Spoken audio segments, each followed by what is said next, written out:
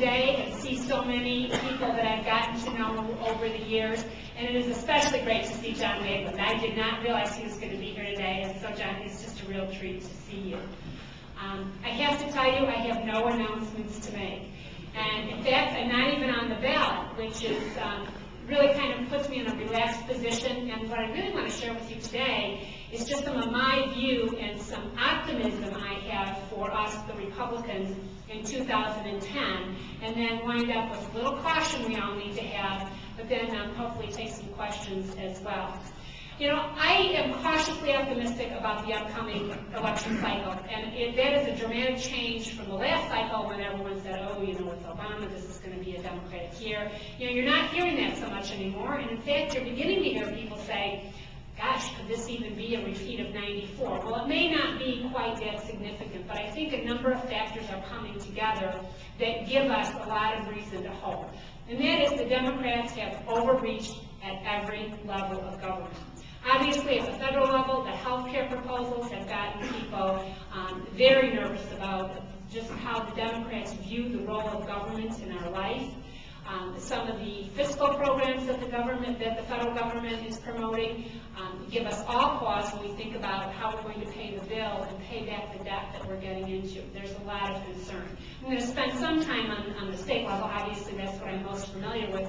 But even on the local level, I know you don't have that problem here where you've got Republicans primarily in charge of the local organizations, but Cook County is known throughout the entire United States for their mismanagement under the Democrats. And Todd Stroger has become a poster child, the highest sales tax in the country in Cook County. That is so counterproductive when you add that together with all the other bad fiscal policies that the Democrats have visited upon us. Now, in the state, obviously, we have had Democratic control now, the governor's mansion as well as both chambers of the General Assembly for 6 years. So there is no way they can say at this point that this was a George Ryan issue, whatever. We've had $7 billion in new revenue over the last 5 years. So despite the fact that we're in an economic downturn, despite the fact that jobs have left this state in droves, and in fact has put Illinois as one of the slowest job growth states in the union, and it's important that's a relative term, we're simply not producing jobs given the population we have the way other states are. And that's because of the policies that the Democrats have imposed upon us. That meant Illinois was far less able to withstand the recession that came along, and granted, it has hit everyone, but it has hit Illinois particularly hard. So even though the $7 billion came in the door, we are still in far worse shape than most other states. And yet, what is the Democratic answer to that dilemma? Raise taxes. You know, we don't even talk about the spending side of things, about doing government more efficiently, about doing the kinds of things that the private sector does. Big areas that we need to be taking a look at. Pension reform. We simply cannot afford the public pension system that we currently have. Cannot do it.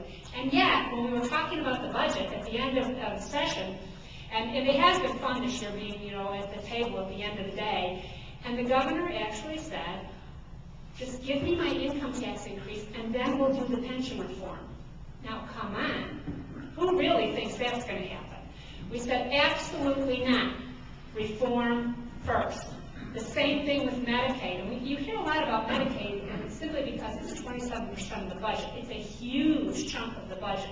So we need to be very attentive to that particular program. There are a number of ways we can improve that program and get some cost savings. But again, the answer was, well, just give me the tax increase first, and then we'll have this Medicaid reform task force that will figure out what to do with it. No way. We have to. She says she hopes she sees us down the road. Retired Senator Harbor Hall, my former boss. Nice to have you here. Thank you. Thank you for not firing me when I worked for you. I appreciate that. Our beloved Senator John Maitland and Joanne Maitland. It's so nice to see you. Sheriff Mike Emery, always nice to see you. Today I'm announcing my candidacy for McLean County Clerk in the February 2nd Republican primary. I'm running for County Clerk for many reasons, but in particular I believe I can bring a better management approach to this office an approach that will manage, motivate, and retain good employees. As a lifelong Republican, I have helped recruit and elect good Republicans, past and present. I always encourage them, if they have a passion for public service and they are running for all the right reasons, to take on the challenge to make a difference for their community. After much thought and frank discussions with friends, voters, and community leaders, including Republicans, Democrats, and independents, who came to me and asked me to consider running for this office, I decided to follow the advice I have given to so many other Republicans for years. And thus I enthusiastically take on this challenge to run for county clerk. I've worked in this office on 2 separate occasions.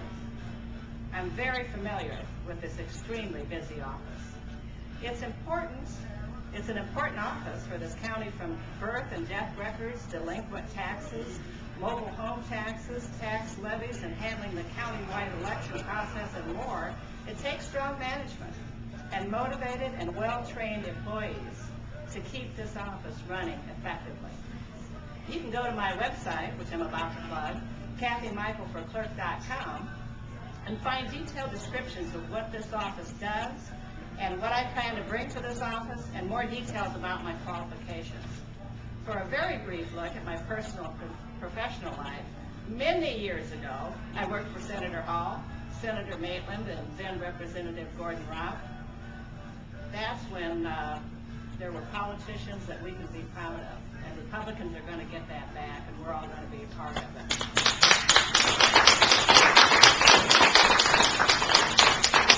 I owned and operated a successful small business for over a decade, employing 12 part-time employees who stayed with me for years, and I'm proud to say I helped motivate many of them to start their own businesses. My manager bought the business from me. I then worked in Chicago for 10 years as a commodity broker at the Chicago Board of Trade and the Chicago Mercantile Exchange. During those 10 years, I founded the International Women's Futures Trading Association and held trading seminars around the country. Most of you here know me from my 7 years of work with Judy Bar-Topeka in the Illinois State Treasurer's Office in the Financial Division, where I traveled to 15 Illinois counties training and working with elected officials regarding the Treasurer's programs. When I worked in the county clerk's office, I helped organize 2 statewide conferences, which enabled me to interact with county clerks throughout the state of Illinois. This experience has proved invaluable to add further insight into what other county clerks are doing around the state to make their offices more efficient. Currently, I'm the owner of Michael Consulting. I am continuing work with local homeowners, developers, and community leaders regarding a gravel pit issue on the southwest side of Bloomington. I may see many of you reporters Tuesday and Wednesday at the zoning board hearings, which are ongoing on the gravel pit issue. I am also working with the Bloomington normal business owners along the Main Street corridor. I'm proud of our work, which includes the recent formation of the Main Street Association. We're planning a Main Street Fall Festival, which you're going to be hearing about soon. On a personal note, I grew up in Lexington, Illinois, where my late father farmed his entire life.